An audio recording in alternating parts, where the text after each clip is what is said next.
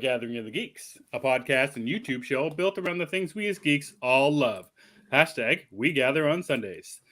I am one of your hosts, Emmet, and I'm joined by the Ted Lasso to my coach Beard, Chris Evans. Chris, how are you doing tonight? Stupendous. How are you doing? I am ship shape. Thank you for asking. Ship shape. I like that. Okay. I didn't forget. That's right. I didn't forget that I'm trying to find a different word for good every show from now on. So I'm ship shape today. I like that. That's different. I haven't heard that since I don't know. Maybe when I was a ship captain. I'm not sure. In the past life.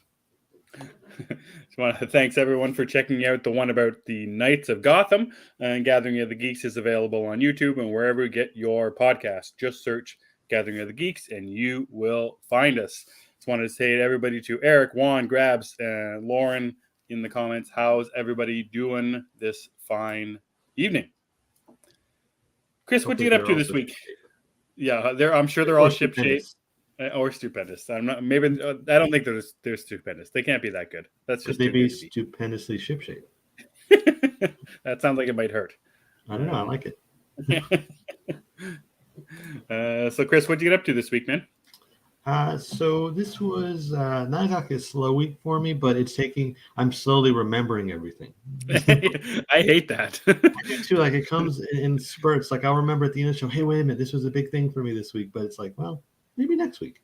I read Twig. I've been wanting to talk about Twig. Did you read it?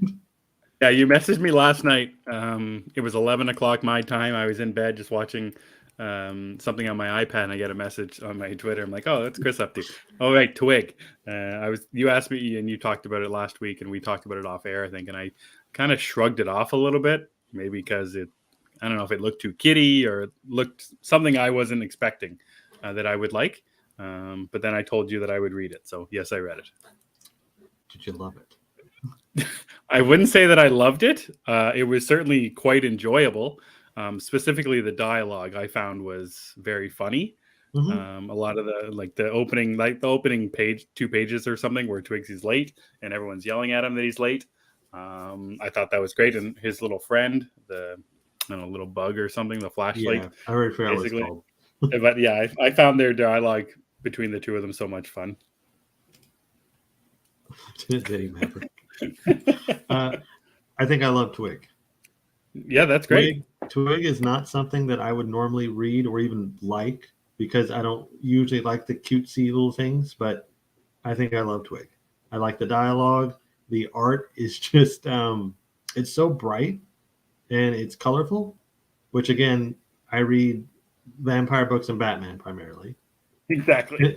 And Rain, which Rain, is about crystals falling from the sky and killing everybody.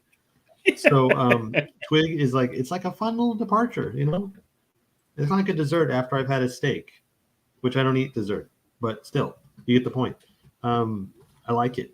It's Scotty Young too, which I think he's recently only started writing because I believe before he was just an artist. I'm not positive on that. Somebody might be able to correct me, but I think his writing is pretty good. Yeah, I'm a big fan. No, I was just I have something from Scotty Young. I think he was the artist on it. I think you're right. Yeah, I Hate Fairyland. My wife got this one. He wrote and he did the art for it. Okay. Yeah, I like his stuff. It's pretty cool. So I am going to keep reading Twig, and I might not tell anybody that I'm reading Twig. Well, no, tell them, man. Embrace it. I think like me, or like for most people, they'll kind of shrug it off. It looks kind of like a, I don't know, off-brand like DreamWorks or Pixar kind of thing. People just kind of shrug it off, but it's a lot of fun. And like the way it ends, it feels like there's actual real stakes. It's not just a cuddly thing like Twig's in trouble, right? It is what it is. I'm kind of waiting for something horrible to happen to Twig, though, so there's that too. But that's also the way my mind works with these things. Yeah, that's the other thing I was thinking about, like the start of a Pixar movie. Like I'm thinking of Up, like when the guy's wife died. Something bad can even happen in a kid's story. So yeah, I'm expecting it to happen to Twig, like his friend dying or something. Yeah, and I think Twig is a child. I'm not sure. I don't know. He's a little blue thing. But yeah, I'm excited. Oh, someone else is ship shape. See, Yeah, ship shape Phil. Phil is ship shape. By liking Twig, Chris would make it. I like Twig, Chris would make it easy for shops. Yeah, probably. If I go to them and say, "Hey, I like Twig," then I'm gonna go home with like My Little Pony books and different stuff that I won't read. Yeah. I don't even know what possessed me to read Twig. I just saw, I was like, that is too cute. I have to read it. Yeah, I can't remember why you, like you said, there's no vampire on the cover. I don't know why. And There's no vampire. There's no Batman. There's no Wolverine. So you read, judge, and tell stories of things only from the cover. So I'm not sure what about that Twig cover got you excited, but something just pulled on the heartstrings I needed in my life. That's I'm right. glad I have it worked. Yes, it worked for you, man. You liked Scotty, it. So. I will see you next month. That was actually my favorite book this week. Nice. Other than that, I read the Rain finale. Mm-hmm. So I'm not going to spoil it for anybody in the chat who hasn't read it or anybody that watches this later. Yeah, I haven't read it yet either. Oh, you didn't read it? Okay, I won't spoil it, like I said. But that twist when it comes, like, whoa, nice. Didn't see that happening. Not a bad thing though. It was a cool twist, just not what I thought. And the book gets wrapped up really quick, which I was not expecting. In a bad way? At all. Kinda. It's like a 50-50. I would have liked a little bit more time with it because they just kind of throw it at you and you just accept it. If that makes sense. They just kind of throw the ending at you and it's like, oh, okay, we're done. Yeah. I would have liked a little bit more. I wonder if the novel is like that. The story from Joe Hill. I wonder if it ends. I wonder if it ends abruptly like that too. So I actually didn't know it was a novel until I watched Lauren on her Your Friendly Neighborhood Comic Show because she had what's his name on, right? Yeah, she had the writer whose name I cannot pronounce. I don't want to butcher. I was going to say Boo Her, but I don't think it's Boo. It is Boo Her. Oh, okay. Yeah, I think it is. Yeah, I didn't know it was a novel. I'm curious though if it works a little bit smoother because it does feel a little disjointed the way it's so quick. I think maybe they should have started with this in the previous issue because if you remember the previous issue ended with kind of like a happy moment, and it was odd way. And so I think maybe they should have started. But Rain was still a really satisfying finale. I enjoyed it. Yeah, if it doesn't end well in the books either, that's kind of just the thing. Stephen King's son not ending a story very, very well would be very, very ironic. So it wouldn't surprise me at all. I think next time, Grabs, we'll just wait a couple of days and spoil stuff. Oh, come on! Those spoilers are everywhere, Grabs. Don't give us a hard time for that. Yeah, like even Cookie says that it wraps up so fast, like you don't have time to process what you just read. And I don't mean just even the twist itself, but the whole ending phase. There's a lot. So it'd probably read well on a second read through then, yeah? I thought it read well just as is. I just mean that they could have slowed it down. Still solid book. I really enjoyed it. I think I've said this before. I like these independent, like 5 or 6 issue arc books. And they're done. I like it. Yeah, I agree. I like this one's ending. I haven't read it yet. So I was waiting for my physical copy, which I should probably get in a couple weeks. But I'm looking forward to read that one all again. Sometimes when I'm reading monthlies, you just feel like that first issue was 6 years ago. It does feel like that for this. Yeah, so it'll be nice just to get all caught back up again. Yeah, and I know before I called this kind of like this year's version of the Many Deaths of Layla Starr for me, even though we're only in May. I don't know if I can call it that after the ending. Not because it was terrible or anything, but I just felt like there was something more there that we could have had more. Interesting. That'll be good to check out. Yeah, and let's see, what else did I read? I read half of Immortal X-Men #2 because I didn't have time to finish it. But I got to finish it later to see what Nathaniel's up to. Yes. Oh, is he making waves? He always is. I think Immortal is kind of his book, maybe. Oh, yeah? I think so. He's a big part of it. Or I believe I didn't get to the end of the issue. Though, but I think that's it for what I read. As far as what I watched, the highlight was definitely the Chip and Dale Rescue Rangers movie. Yep. Did you watch it yet? Yeah, we watched it this afternoon. Did you like it? I like the movie. I like the idea of the movie. I could not stand the voice cast. Oh, okay. John Mulaney, Andy Samberg, obviously that idiot Seth Rogen. Everybody hates Seth Rogen lately. I think Will Arnett was Peter Pan. Yeah. No, just didn't work for me at all. I really have a hard time with famous people as voice actors. I remember when we were watching Invincible and we were talking about it, I couldn't get past every side character, every main character was a well-known person, and it just got me thinking, oh, who's that? That's somebody. And most of the time their voice work isn't very good because that's not what they do. So it just takes me out of the movie. In saying all that, the movie was incredibly funny. The action was a lot of fun. The nostalgia factor was great. And I love that idea. I love the idea of cartoon characters being in the real world. Who Framed Roger Rabbit's one of my favorites. It's one of That's the best, kind of what this feels like a modern. One of the best. It's one of the Who Framed Roger Rabbit's one of the best movies ever, as far as I'm concerned.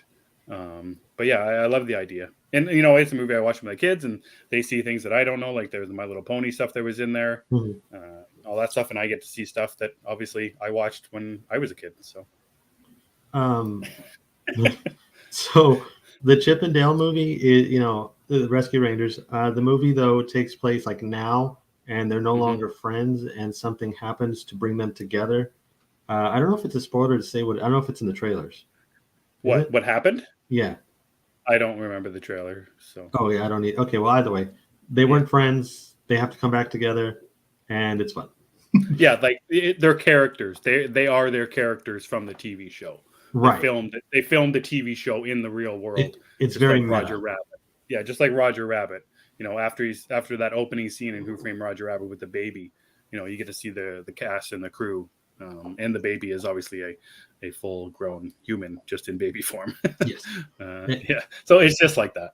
And they exist with other Disney, like the Disney universe exists in the movie, and they all interact and stuff, or they can interact. Yeah. It's kind of difficult to explain, but I think if you've seen Who Framed Roger Rabbit, it's very similar. I found it interesting. Yeah. I found it interesting, like how different they went with the characters. The other characters we see, like there's not just there is Aladdin and Lion King references, but it's not just, hey, like there's Mufasa or there's Elsa from Frozen, stuff like that. I like that they really expanded and went, there was Voltron, that was cool, and that kind of thing. I like that it was more deep cuts when it came to the Disney catalog, because like the Rescue Rangers kind of are like a deep cut. Like they're from the early 90s. It's just, late 80s, early 90s. Yeah, a lot of people don't remember them. Yeah, exactly. Unless you're from you were born in the 80s sometime, or born in the early 90s, you weren't watching the show. So that's also an interesting thing, Chris. What do you think about? Obviously, I think you talked about this, or we talked about. You're a pretty big fan of the Rescue Rangers in general. Do you think it works for people who aren't? Like my son watched it. He's only 6 years old, so it really doesn't matter. But what about older people? Like, I guess, Lauren. I've seen a lot of people like it, actually. A lot of positive reviews for it. People are enjoying it. I don't know if they're fans, though, of the show. I don't think you have to be. I think that it lays everything out pretty simply. It's pretty simple the way it lays it out. You kind of get familiar with everybody quickly, and then it just goes on. I think it helps if you know the show. I do think that. Yeah, it does. Because if you know the show, you know, like, okay, Chip was always the kind of the wise one in a way, and Dale was the one running around in a Hawaiian shirt. Yeah. But no, I don't think you have to watch the show to enjoy it. I think you can still enjoy it. All the little like nostalgia stuff is great. Yeah. What was one of your favorite moments from the movie, without spoiling too much, if you can? The top hat thing, the tuxedo. Oh. I love that. I thought that was hilarious. Is the age 25 plus? Oh, is the 25 plus age group the demographic they're going for? Is it aimed at children? Either can watch it. I watched it with my 8-year-old. She was completely cool with it. She was kind of howling at one part. She really liked it a lot. There's some stuff like she didn't get, because there are some adult jokes, but it's nothing like. I would say Who Framed Roger Rabbit is more of an adult movie than this. I agree, 100%. Yeah, For a this lot is of safe reasons. for kids. Yeah, a lot of for reasons. a lot of reasons. This is much safer for kids. There's some stuff will go over their heads, but Yeah. they can watch it. I think it's a good mix as well, and I think the voice cast is very much more for us. And Yes, like the voice cast. the mannerisms, even like some of the way they talk to each other. But the action is very much for kids, and some of the gags very much for kids. Yeah, even Peter Pan himself, I think a kid will find it funny. But Yeah. I didn't know this. Did you know the horror story behind Bobby Driscoll, who's the voice of Peter Pan? No, there's a real horror story. Yeah, so people are upset that Peter Pan is what he is in this movie because the voice actor, after Peter Pan came out or was released in whenever that was, he was immediately released from his contract at Disney, and that sent him on a downward spiral of drugs and alcoholism, and he ended up dying at the age of like 31. Oh no. Yeah. So people are geez. upset that he's portrayed the way he is in this movie. It's like, are you guys making fun of Bobby Driscoll? Right. Like, I'm just watching Chippendales, guys. Yeah, just watching take it Chippendale easy. Rescue Rangers. That's all I'm doing here. Yeah. And yes, it is aimed for the Seth Rogen hate group, which, to be honest with you, I didn't realize it was him at first. Really?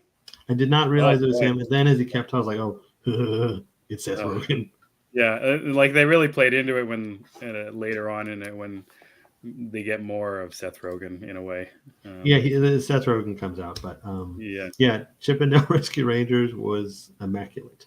Yeah, I was like, and when it was first announced, I'm like, great, another Chippendale kind of a old school thing, but they really took it in a a really different way than I was expecting with the even the way that they look, how Chip looks and how Dale looks in the movie, and how meta again it is in the real world and all that kind of stuff. Really wasn't expecting too much of that, but yeah, I like the fresh take. I like that they were trying to, I think, basically make a new age Who Framed Roger Rabbit, and I think it works mostly on a lot of levels.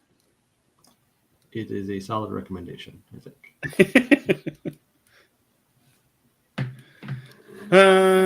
What did I get up to this week? I didn't read too much. But I had written down that I read Chippendale, but I also watched, me and my wife on Monday night, watched The Northman. Oh, cool. Together. Have you seen that one? Yes. I watch it this week or last week? I don't remember. But yes, I've seen it. What'd you think? I thought that was one of the best movies I've seen in a while. Wow, nice.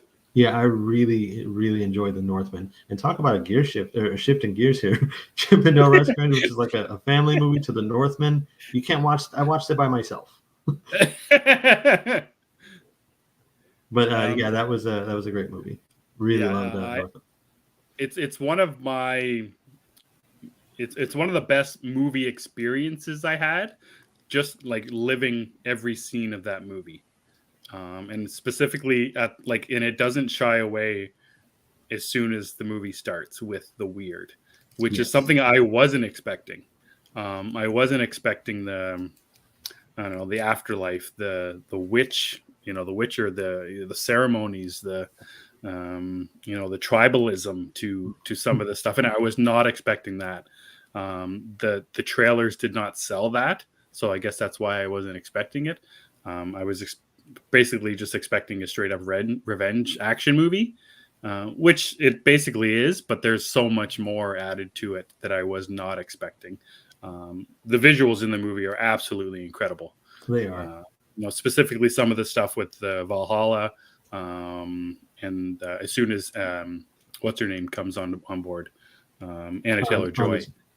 Yeah, once she comes into the movie, like, it really ramps up with the symbolism and that kind of stuff.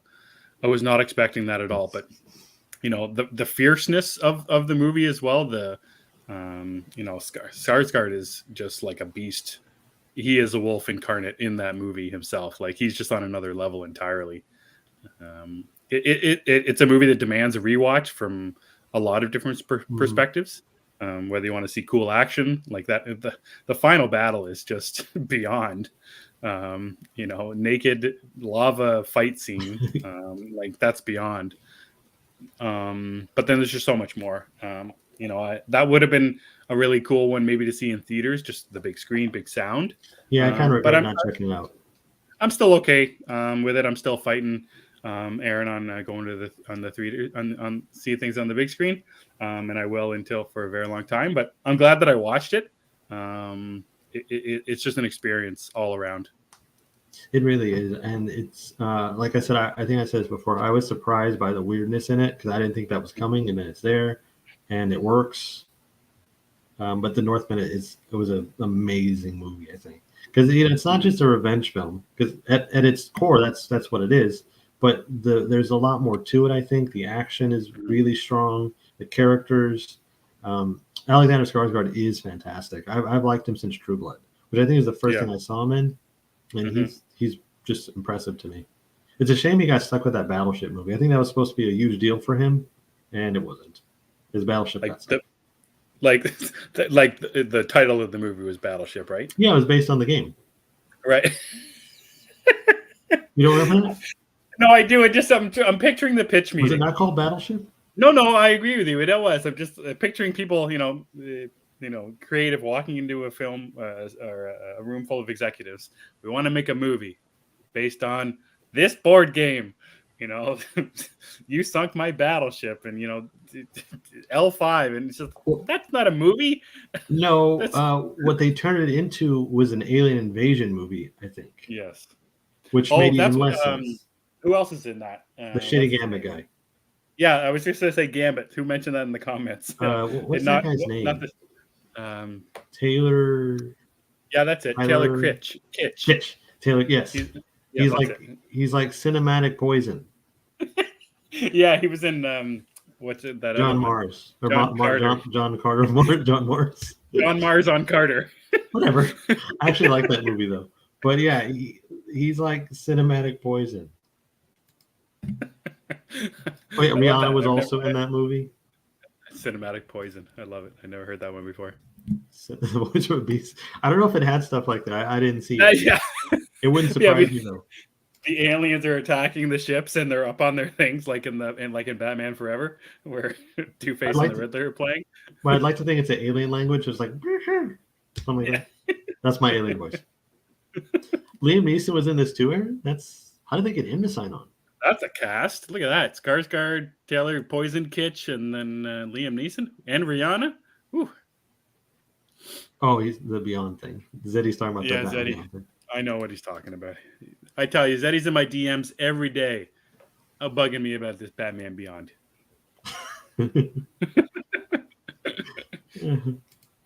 So is Northman better than Battleship?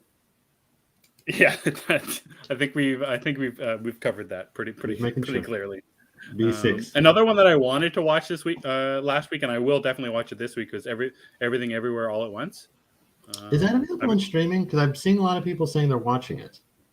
It's available on certain streaming sites. Oh, yes. Okay. Yes, I got you. Certain Back alley deals. I'm with you. Yeah. No, not at all, Chris. No. Anyway, so I've been in a trench coat with a bag of DVDs. That's right. Yeah, deep throat in the. What? No, not that. Come on, don't you know that story? So I've been meaning to get to that. I want to get to that this week. But one of the other things that I binged just this weekend, and I started it last night, was Love, Death, and Robots. Okay. Season 3 is on Netflix. It was just this Friday. 6 episodes, 15 minutes. Some of them are 7 minutes. You've been caught. Nothing. You didn't. No. Chris was the one who said it. I just said certain streaming sites. He was the one who said it. I'll take it. That was my mistake. Anyways, Love, Death, and Robots, one of my favorite series on Netflix. I find the watchability of it so pleasurable, for a lack of better words. 15-minute episodes. They don't link to each other, rather than previous seasons that have some link. Certain episodes in each season have a certain link, but the visuals are outstanding. In this season, or I guess you call it volume specifically, David Fincher gets to direct oh really? An episode. He directs episode number 2. which is visually and outstanding and story-wise just very visceral and like very edgy and incredibly bloody, which is also very cool. Chris, you would like some of these stories. There's another one, the second to last episode, that has Joe Manganiello in it, and I think pretty sure it's Jai Courtney as well. They're in it or CGI versions of themselves. Their voices are in it. That's cool. I think you'd love that one. Michael B. Jordan was in volume or series season 2 as well.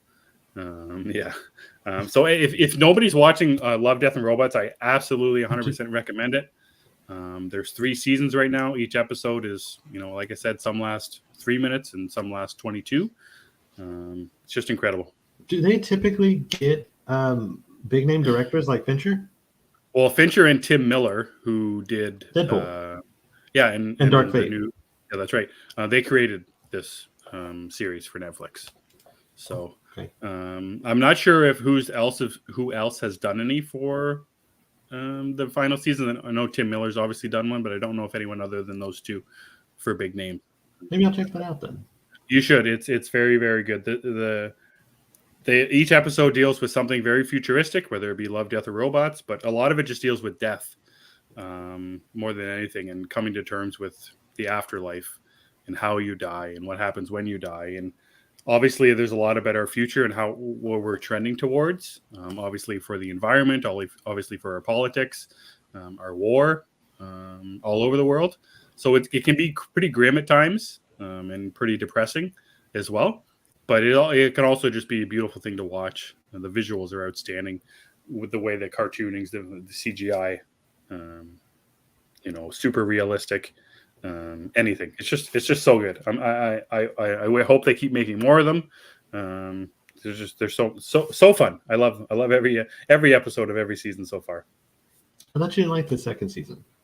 I liked the second season. It was just so hard to rate it because of how I felt afterwards. When I was writing I wrote a review for that season, and it's up on letsgopodcast.com. You can read that. The final episode of that season was about a giant, like Jack and the Beanstalk type of giant, who washes up on a beach somewhere, dead. And about this guy who goes there every day to, honor the giant in some way. And it's about, people taking pictures of this giant, about eventually the giant decomposing. And it just got me thinking about my life in general, that what is my purpose in life? And will I just end up on a beach somewhere dead at the end of my life and no one will know me? No one will care. So it was a very hard thing. It was a very hard thing to watch. Very hard thing to digest. But beyond anything that I can recommend, specifically for any of those type of reasons. If you have trouble or you think about your morality or your mortality, it's very much a show for that. Sounds like I'm going to need to reread Twig afterward. Yeah, that's right. Cookie is 100% right as well. She says Chris would like the episode with the 3 robots. 100% you'd like those guys. They're in the first episode. They're in the first episode of every season. Well, then that's why we'll watch tonight, because it's short anyway. I will check it out. They're a lot of fun. Also, Grab says the B&B me and the wife said it had a DVD VHS combo in the room. That is cool. Did you use the VHS? And what VHS did they have at the... Yeah, what did you watch? I'm curious, what did they have? Because I would imagine, like, if I had an Airbnb with a VCR or something that would play VHS, I would have stuff like Forrest Gump or A Night at the Roxbury for some variety. Yeah, or like the double cassettes too, like The Godfather. Oh, like Titanic. Yeah. Yeah, you need that gold box. Yeah. Or you can get the remember the old school Disney boxes? Mm-hmm. Yeah, the plastic ones. Yeah, my cousin, I think, still has all those. So good. Yeah, I have a family member who collects them, or who used to. I don't think they make them anymore. Mm-hmm. One would have 9.5 weeks. I remember when my wife and I got married and we stayed at like an old this resort. Is what they have. These were the 80s, and they had a DVD VHS combo on a TV. So funny. I had a VHS TV combo, with the VCR on it, and I didn't want to throw it away, but I was kind of forced to, because I would have still had that thing, because I thought it was amazing. So fun. Okay, so Field of Dreams was the VHS that he watched. I guess these pay it forward and Dan in real life. I didn't know the last one was around when VHS were still going. Is that the one with Steve Carell, Dan in Yeah. Real Life? I remember the poster was him with his face on pancakes or something. Yeah. Oh, I thought it was a sandwich. Is it a sandwich? Pancake sandwich? I can't know. I don't know. Pancakes could be a sandwich if you put something. If you put Like a McGriddle. Well, Yeah. like is that what a McGriddle is? Yeah, they're syrup, like infused pancakes between bacon and egg, I think. Oh, they're all DVDs. I thought they were VHS. I think I want a McGriddle now. Yeah, I think I always, yeah. Now you've done it. Did you watch anything else? That was it. Pretty much what I watched, aside from just regular things. Strange New Worlds. I've been keeping up on We Own the City as well, but nothing really new other than The Northman that I had watched. I watched Morbius. Oh, you did. I just remembered I watched Morbius. Like, is that pretty much just is so that far telling back. right there? It was so far back in my memory. I watched Morbius. And it was okay. Yeah, just okay. Yeah, it was okay. Not as bad as everyone said it was. Not as bad as it could have been. Yeah. No, but I mean, my expectations weren't very high to begin with. Right. I thought it to me it's on par with like Venom 2.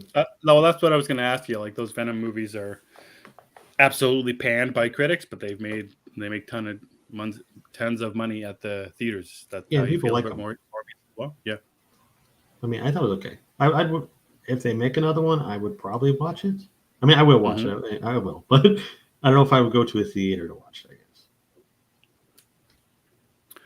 guess. Grabs in the comments says he read Volume 4 hardcover of the IDW TMNT run. How much are you into Ninja Turtles comic books, Chris? Have you read any of them? Have you read the old stuff? Anything of the new stuff? I've read nothing. My only Ninja Turtles knowledge comes from the animated series I grew up with and the movies. Mm-hmm. I've watched pieces of one of the newer animes. I think it was a Nickelodeon one that was really popular. I watched a lot of that one too. I remember trying to get it or thinking I wanted to get into the Ninja Turtles comics. There's just too many of them. There's so many books. It's one of those things you got to go back to like 84. Yeah. But they reboot it every now and then, from what I understand, so you could jump on. Because then there is the IDW run, but then there's the stuff that came before that. It's like the X-Men. You don't know where to jump on. You don't know how to keep up. I'd say it's probably easier to understand than X-Men, though. I love it, but we know this. But I would like to read them eventually. I do like the Ninja Turtles quite a bit. Speaking of, Seth Rogen is making a Ninja Turtles movie. We have that to look forward to. Is he going to voice Michelangelo too? I hope so. Oh yeah, I've heard Last Ronin is really good, and Last Ronin I believe is like an Elseworlds. You don't have to know anything about them, from what I understand. I remember reading the first issue of that because it was such a big deal. Yeah, people love it. Yeah. Issue 1. Issue 1. How many issues are there of that run of the IDW one? Grabs like 150 or something. I feel like it's too much to even bother. I mean, didn't you read the Invincible encyclopedia? I did not. No. Oh, I thought you did. No. I know for me that's too many. Yeah, I know that there's over 100 issues or 150 issues of Invincible, I think. So it's just another thing. It's just so hard to keep up on. Well, it's like I have the Spawn Compendium Volume 1, I think, and I read a single issue out of it. Oh, no. But then you realize you're not a fan of Spawn, right? Isn't that what it was? No, I read the one issue, and then I ended up reading King Spawn over at Lost in Comics. We did the voiceover thing. That's right. And I was just so lost. I was like, what is this? It was fun doing the voice thing with Chris, and I forgot who else was. Oh, we had Tara with us. Yeah, that was fun. But I don't remember. It was something special, I guess. I don't get it. I keep seeing the covers for Gunslinger Spawn. I love that. Looks so cool. Looks so cool. Yeah, and I meant to read that whole thing, the Spawn universe, but I just didn't. Yeah. Grabs taking issue 39. Issue 39 of 130. Oh man, I don't have the time. No time, Chris. No time to die. One thing I did read this week was the final issue, issue 12 of Black Hammer Reborn. It's kind of I don't know what to say, it's the relaunch of the Black Hammer universe that Lemire's kind of building around on his Substack through Dark Horse Comics. This is the end of this series, and then we're starting in a few months, I think, which is Black Hammer The End, which is actually the end of Black Hammer, I think. But who knows, because he's going to be starting this whole bunch of stuff on Substack as well for Black Hammer. So if you're a Black Hammer fan, I know Grabs has some of the library editions, much like I do. Give Reborn a chance. It's got a different artist than the original series, but it's got the same craziness that the original series has as well. So if anybody wants to check that out, I do recommend it. It's actually not some of Lemire's best stuff. It actually feels, I don't know, compared to his other stuff and his indie stuff and his more of his own creator stuff, the stuff that he writes and draws, it feels more vanilla, I want to say, but it's still very, very good. Everyone's on that Rain book, man. Yeah, I think you got to catch up. All right, I'll do it. I'm curious. I wonder what you think. All right, well, I'll read my digital then, because I still won't get the final issue for a couple of weeks, and I don't want to leave yet by the time it comes in, though. Yeah, probably. So I should just read it. I do have the copy. I mean, Optimus Prime caused the rainstorm. Yeah, I was gonna say, did he shoot somebody, and it's not actually crystals; it's actually shards of. He was trying to bring, he's trying to bring Cybertron to the Earth to, kind of like how Superman has the, how he keeps the city in the glass, the jar. Yes, the city of Kandor. Yes. Yeah, it's kind of like that. He was trying to do that, but instead it caused crystal rain. Oh man. Yeah, Megatron was laughing at him. You killed everybody. In that voice, exactly. Well, yeah, that's kind of I guess something like that. Oh, that was a great. That sounded like Starscream a little bit, though. Did it? Yeah, a little more weaselly. Usually I sound like Skeletor when I do stuff like that. That was the other thing that was really funny in Chip and Dale. He-Man. Yeah, Skeletor was giving He-Man a hard time for not wearing pants. That was funny. I always make that joke with friends when we talk about. Some friends when we talk about He-Man, like, why doesn't he ever wear pants? Put on some pants, He-Man. That's so good. Nico, nice to see you, man. How is it going on this nice Sunday afternoon? He is a robot in disguise. He is a robot in disguise. Very good. And he messes stuff up when he needs to. That's like the PG version. He messes stuff up. So that's it. That's all I read and watched this week. But there is a busy week ahead for nerds alike. We've got Top Gun Maverick out this week. We've got the first episode of Kenobi out this week. Yes. Stranger Things season 4 coming out this week. I know you recently just watched Top Gun, so I'm going to ask if you're super excited. I think I did ask you if you're just kind of excited. But how jazzed up are you about Kenobi? I don't think I could be more jazzed. Kenobi is a Star Wars project I've been wanting. And now that it's here, it's kind of like an uncontrollable excitement for me. I am so excited for Kenobi. Like this is, like I said, it's the one I've been waiting for. So I have very high hopes for it. And like just what we've seen already, I'm good. Yeah. Yeah, and also I'm really I hope Hayden Christensen is in the first episode. If he's not, that's cool. But I'm so happy to see him back. I can't wait to see what they do with him. Yeah, you surprised about the marketing that they've done or haven't done with Vader? No, from the commercials, or we've got obviously a little bit of a lot of interviews, behind the scenes stuff. With there was this stuff recently with Hayden and Ewan, but not much on screen as Vader.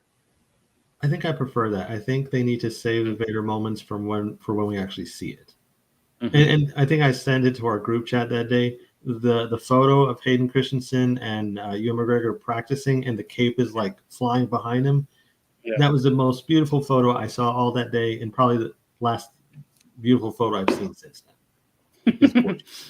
Mm-hmm. But I think let's keep the Vader stuff contained to the episodes because we don't even know how much he's in it. He could How be do you think? one episode. How are they gonna? Is he gonna be in the suit? How? Why do we care that it's Hayden Christensen? Like, I think he's going to be in the suit. So how are we gonna know? Like, I don't know. Gonna be just anybody? Like, why do we care that Hayden Christensen? You know it to be true. Well, no, I'm just like he's burnt up in there. So like, I'm guessing he's going to take the helmet off.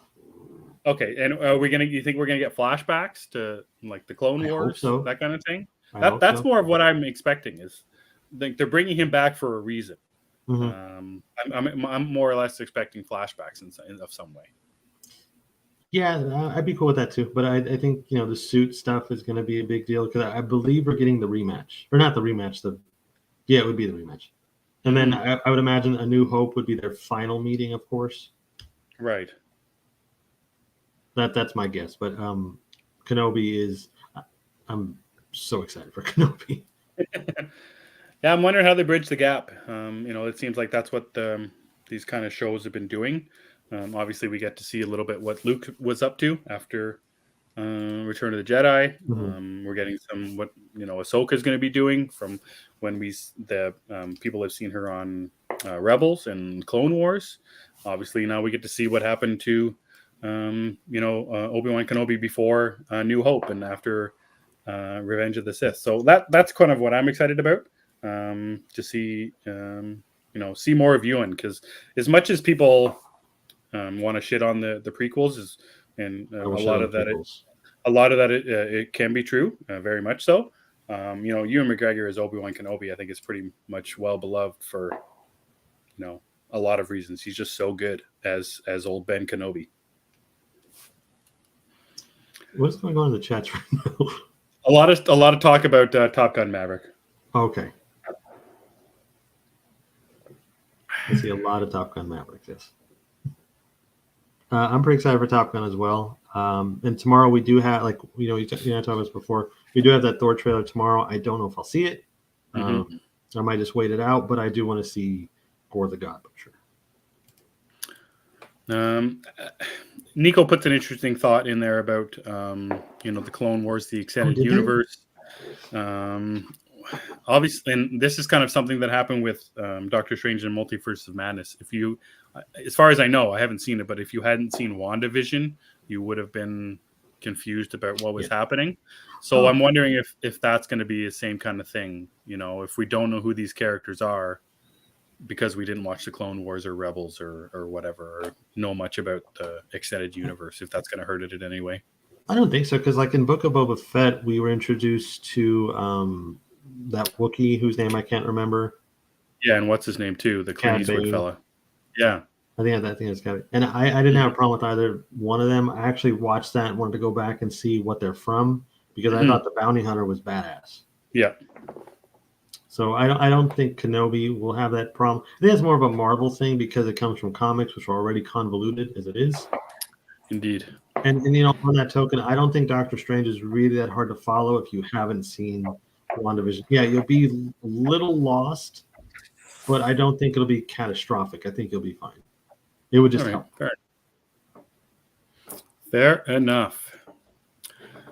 Okay, guys, that's what we were. Added more depth. Perfect.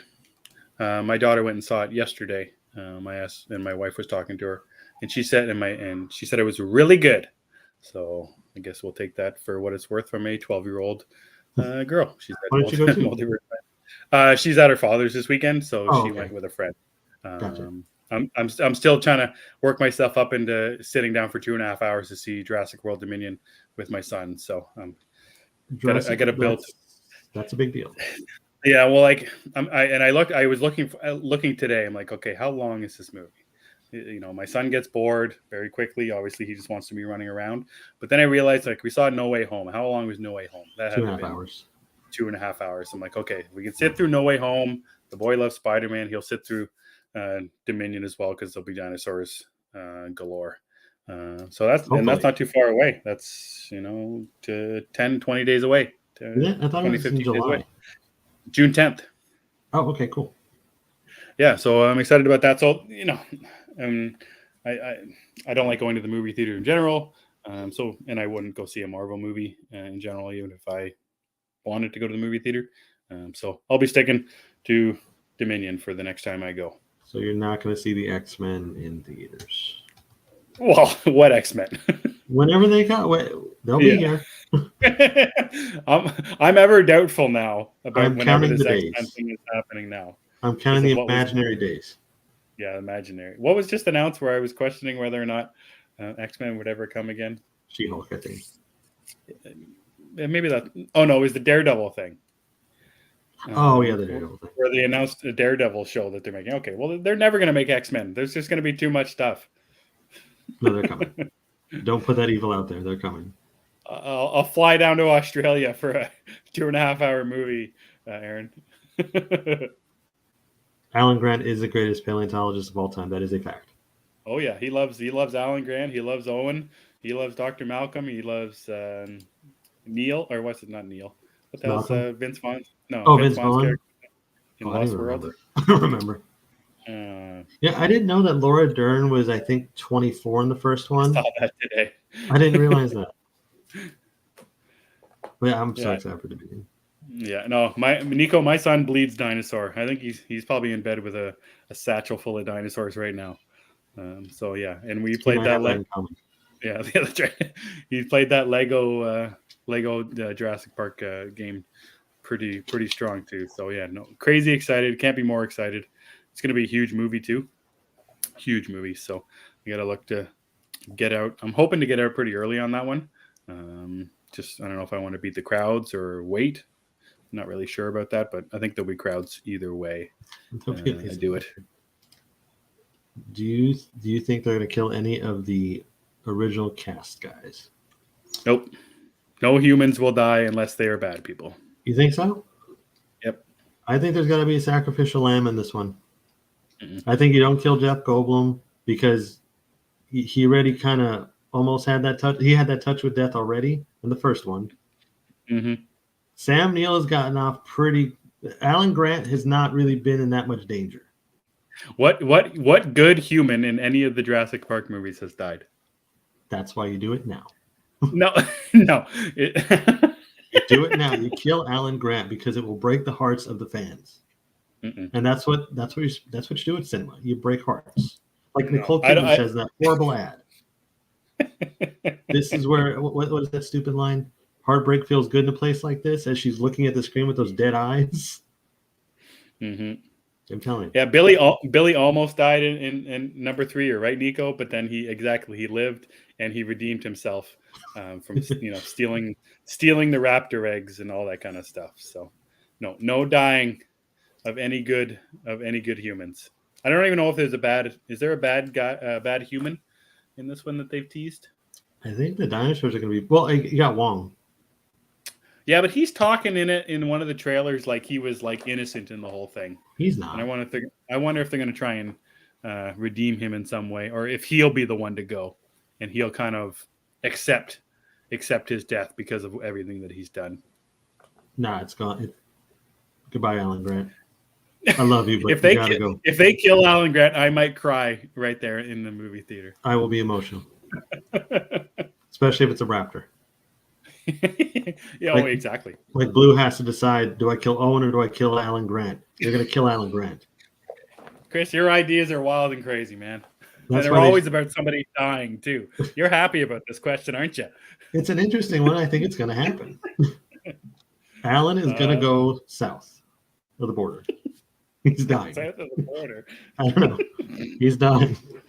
It's over. Have I seen Jurassic Park? Aaron, great question. Yes, I've seen Jurassic Park. I should remember my theater experience for that. Oh, really? That would have been cool.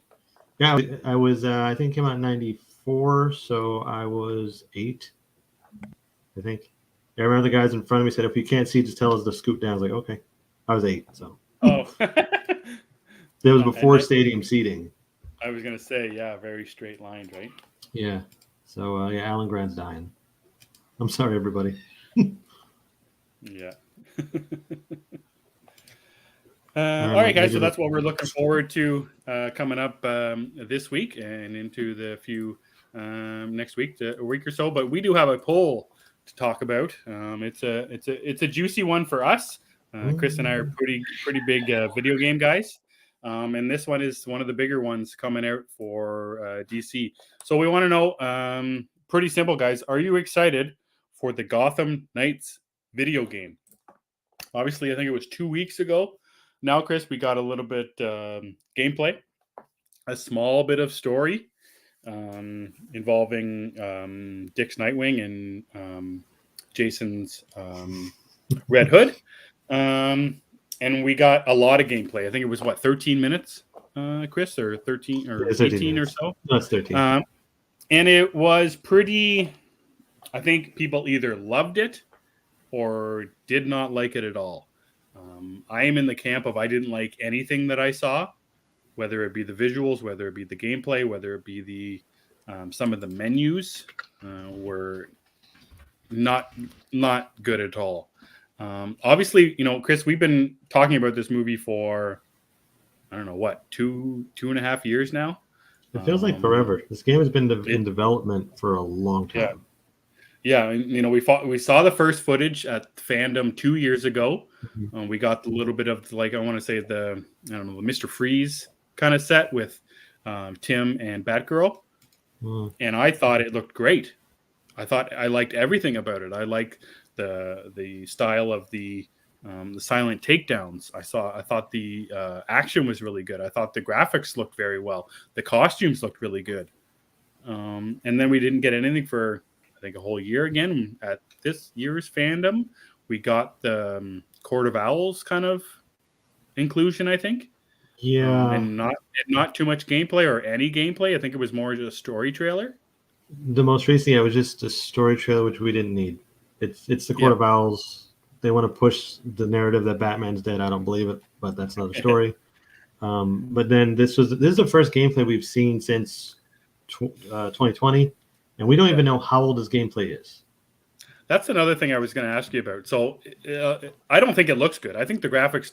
This is supposed to come out only on PS5. Yeah, it doesn't PS5, Xbox 72, or whatever it's called, and PC. Yeah, that's right. I don't think it looks next gen at all. No. Especially the cutscenes, but more or less, it wasn't just the graphics, but just the character designs. Like, why does Jason Todd look like the Incredible Hulk?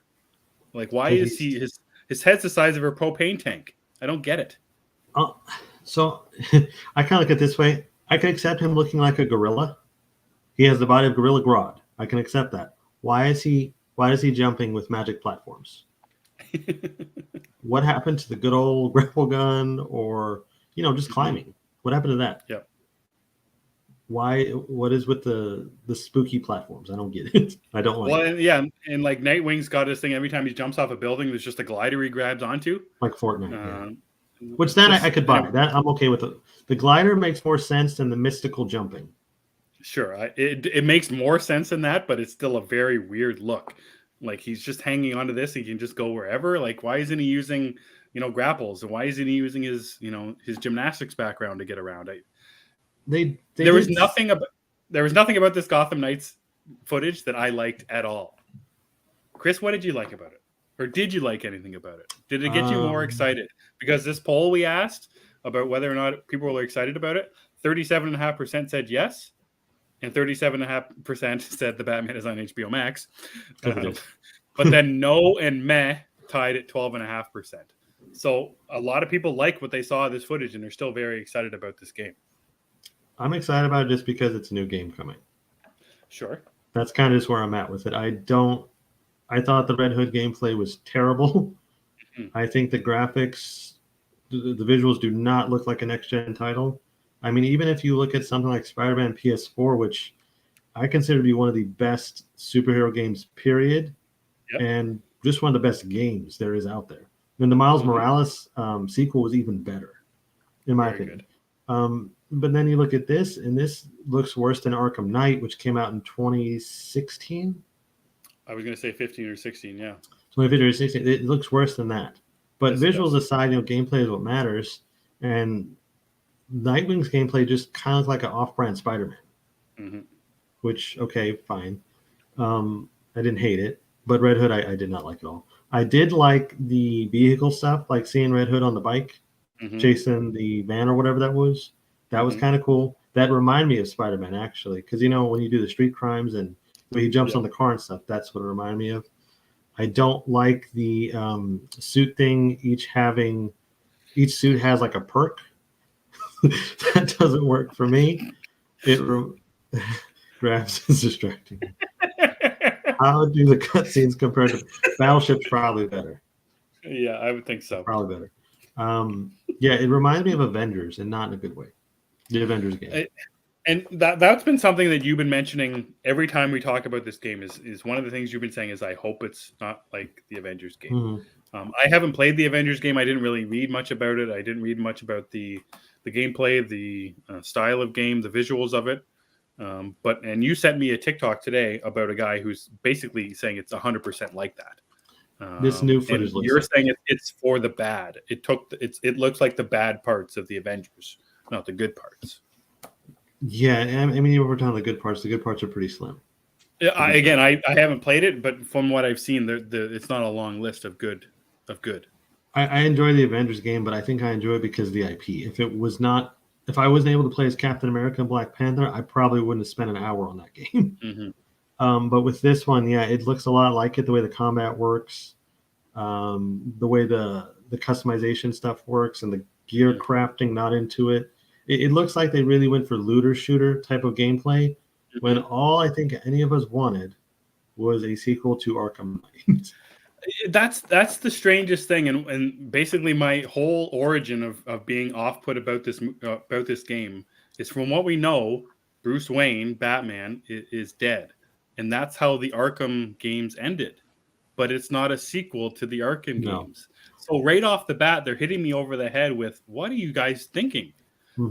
And now, from what I've seen with these visuals, and again, if they showed more or less what we saw with the first fandom, that stuff I was really enjoyed about it. Like you mentioned, the vehicle stuff, Batgirl on that bike going through the city as the city's crumbling down around her with the Mr. Freeze blast or whatever that is. That was great and got me very excited. But everything about this stuff, and you asked it off the top, when is this footage from? Is this still from a year and a half ago, when they were still working on the game? Because they always put the caveat when you see this type of footage, it's like it's ongoing, or this is uncompleted footage or something. But to put this out and to hype it up, this didn't get me excited for it at all. And for someone who's been thinking about buying a PS5 ever since it's come out, and as we've talked about, again, waiting for a game that's actually a true PS5 game, and this one is going to be a true PS5 game, it's not coming out on PS4. They're not getting me any excited to buy a PS5. From this footage alone, and from what I put in my head about how the story is going to unfold. Another thing, like, we're all expecting Bruce Wayne just to come back. Like, he's a Talon. Exactly. I'll bet all the Monopoly money in the world he's the final Talon boss that you fight. Exactly. You're gonna rip the mask off, Bruce, and then like the gorilla Jason steps in and gives him a hug, and everybody's happy. I'm guessing that's the ending. And if I'm right, everybody could, also pitch in on the Monopoly money. Yeah, but you're going to be wrong about the Jurassic World thing, so it's going to even out. I'm not. Say your goodbyes. Clever girl. Some of the comments we got on the poll. Eric said the gameplay was okay. He's really more interested to see how the story plays out. Real McCoy on Twitter says he was excited until I figured out it won't be available on my console. Obviously, it's only on PS5 and the newer Xbox. And Jason Gibson on Twitter says, I want to say cautiously excited. It has potential. They still have time. It's not out until October. Maybe this gameplay is from a year ago. We haven't seen Tim or Batgirl's gameplay aside from when we saw it Fandom. So maybe that's why they're showing us the Nightwing and Red Hood stuff, because we already saw Tim. People have been asking for the Red Hood footage, I think, specifically just to see how it was going to work. And now we see it. He shoots you from afar, and then when he gets close, it's like elbows. And I hate he turns his back to people and he's shooting them like this. And man, just look at them and shoot. There's nobody behind you. Why are you turning your back and shooting behind your back like you're an old cowboy? because it looks more fun than him just standing straight and shooting. Oh, the mechanics of it look just horrible. I can't stand it. I think Nico's got a good point here. It feels like a gimmicky game instead of a true storytelling game. That is the way it seems to, like, oh, you can play with your friends in the open world. You can collect suits with different perks. You know, you can switch your suits and you get a motorcycle. Who doesn't want to do that? Plus, as an added bonus, you get weird spirit jumping. I like that you can switch your character any time. I didn't know like that thing. Yeah, and I like that you can, somebody you're playing with can jump in at any time. I like that kind of stuff. It's just, I don't know what they were thinking with this gameplay. I really do not. I don't get it. I think that they need to. I'm not a marketing guy, but the response has not been positive from what I've seen. So they may want to release something to say, hey, maybe it's not going to be crap. Maybe the game you guys have been waiting on will be better than crap. I mean, yeah, it's interesting. Aaron mentions about the Suicide Squad Kills the Justice League. Again, from some of this, I can't remember the last gameplay trailer. Do you remember that one that came out? Vaguely, I remember it looked cool, but I still didn't get I don't understand what that game is, but I thought it looked cool. Oh yeah, I don't really know how. Oh, the one we got was the Flash. He was doing a whole bunch of crazy and wild things. The Flash was a villain, yeah. Yeah, and so that's another thing. Jason on our Twitter says he's cautiously excited. I'm just the same for Suicide Squad. I haven't seen enough to say that it's going to be bad or good, but it's from a different developer. I'm pretty sure that one's from Rockstar. It is. Rocksteady. And Rocksteady, sorry, and Gotham Knights is WB Montreal, I think. Yeah, it grabs if they use that line. I mean, I'm totally cool with it because that's all I need. If they could just put that on the headline. Better than crap. Yeah, it's interesting, in that article with I think the Variety did with David Zaslav, he was talking about it being more having more video game stuff. Being more represented by DC content in the video game stuff. Obviously, we got a tease for the Wonder Woman game back in fandom. So we'll see what happens. This time, and we've talked about this, Chris, is how much COVID and the pandemic hurt the video game industry with getting all of the work completed. We've seen multiple delays. I think that's why we haven't seen a lot of PS5 exclusive games. And Gotham Knights has been pushed back. I thought it was supposed to come out in March. It was. No, it was not March. I think it was just the spring. They didn't give it a date. In the spring. So they already delayed it to October. They still have a few months away, but I think they still have a lot of work to do. And the other thing, even if it looks great, are we still okay with if it plays just like the Avengers? That's more or less a thing for you, because I didn't play the Avengers, so it would be a new thing for me. But even if the game looks great, or it looks a lot better than it does now, but if it still plays like the Avengers, will that make much of a difference for you? Well, it depends. I mean, the problem, one of the big problems with the Avengers is it's repetitive. You're in the same areas doing the same things, and there's no difference in them. This at least looks like you have the whole city to play with, which that right there is a huge difference. In Avengers, you're never like loose in the city. They give you like a small area to play with that's in the city, but you can't go beyond certain boundaries. But coincidentally, those are actually the best missions, the ones where you're in the city. Are they still making stuff for Avengers? Yeah, Mighty Thor, I think, comes out before the movie, but we don't know if it's a story DLC or just a character model. I took it off my hard drive, so I'm not going to mess with it. Oh, yeah. Unless it's a story. The Black Panther was the last thing they added to it, right? That was the last story. They added Spider-Man. I hated Spider-Man.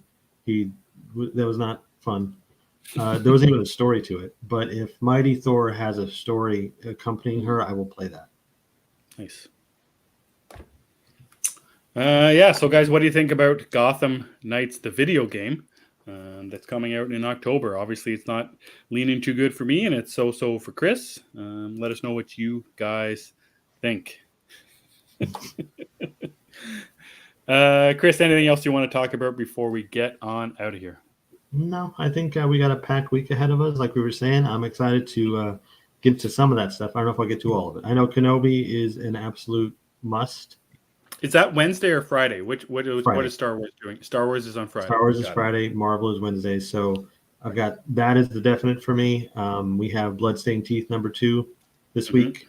A new issue of Moon Knight, Top Gun, Stranger Things for a lot of people. Mm-hmm. I think that's it. Maybe I'm missing something. There's a lot of stuff, but I'm hoping to get to some of it. No, some, not all. Yeah, and I will find a way. I'm going to check out everything, everywhere, all at once, or however it's called. Nice. Yes, on a very reputable, legal streaming site. I just might. But that's it. That's it for me. All right, man. Where can people find you? You guys can follow me at thatChris70 on Twitter, but as usual, I prefer you guys to follow the show over at G of the Geeks. Emmett explains the YouTube stuff better. Oh, I just remembered I do have something. All right. I got the awesome book in the back from Emmett this week. Thank you. You're welcome. No, I'm done. Go ahead. All right. You can follow me at EmmettDavis7 on Twitter. Gathering of the Geeks is available on YouTube and wherever you got your podcast. Just search Gathering of the Geeks and you will find us. We are on Apple Podcasts. We are on Spotify. If you care to do so, it would be nice if you leave a review and rate our podcast, even on YouTube. Comments, likes, all of that kind of stuff is greatly appreciated. Wanted to say thanks to Eric, Nico, Zeddy, Juan, Grabs, Lauren who jumped in, Ian who jumped in, Aaron, and Cookie Eric, with us. and Cookie early on. You guys are great. Phil Walsh was with us also. Yeah, Phil. Oh, thanks so much for dropping in, everybody, and some new people who haven't watched in a while. We are appreciating. Chris, you're a little late, but that's okay. We are very thankful for checking you out. It was kind of a bummer that Lost in Comics this past week, but there's a pretty good one coming up this week. So if everyone cares to do so who's watching this, make sure you check out Lost in Comics this Thursday at 9 p.m. Eastern. Saying all that for Chris, and I'm Emmett, and we gather on Sundays. Hey, Gators.